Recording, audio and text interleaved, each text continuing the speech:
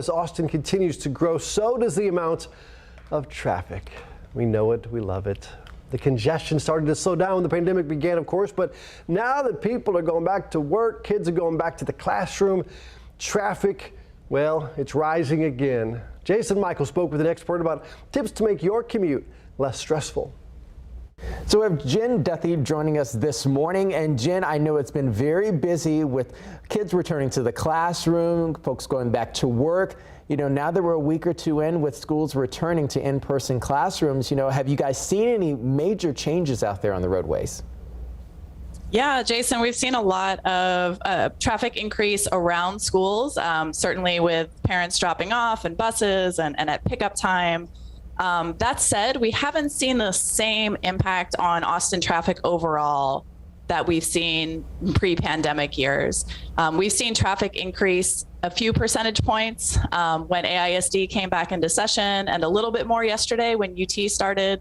But typically we see a very significant, like a 10% jump in traffic once all of the schools come back in session. And we haven't seen that jump this year.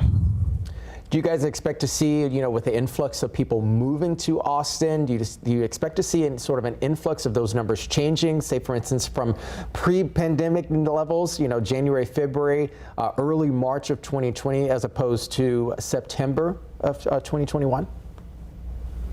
There's certainly the possibility for traffic levels that are higher than pre-pandemic, you know, as we do continue to see more people move to Austin. That said, there are a lot more remote work possibilities that employers are offering than ever before. There are more virtual learning opportunities. And so we are still seeing lower traffic than pre-pandemic times, and we expect that to continue through the fall.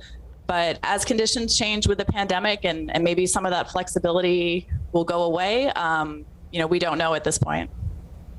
What would you say for drivers that are returning to the office, or, you know, schools going back in session in some of our most popular neighborhoods here with higher volumes?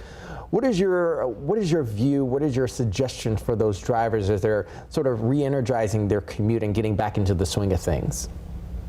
So for drivers that do have options, if they're able to adjust their schedule to travel outside of the peak periods, which we consider typically, you know, 7 to 9 a.m., 4 to 7 p.m., if they're able to travel outside of those windows for their commute, that helps keep congestion levels lower. If they're able to work from home, and work from home even certain days of the week, you know, that certainly helps. And of course, we always encourage people to, you know, as they start to commute back to the office, think about other modes of travel too, and not just driving alone. If there's an option to take transit or ride your bike or walk, certainly those are options that would not contribute to increasing Austin's congestion levels.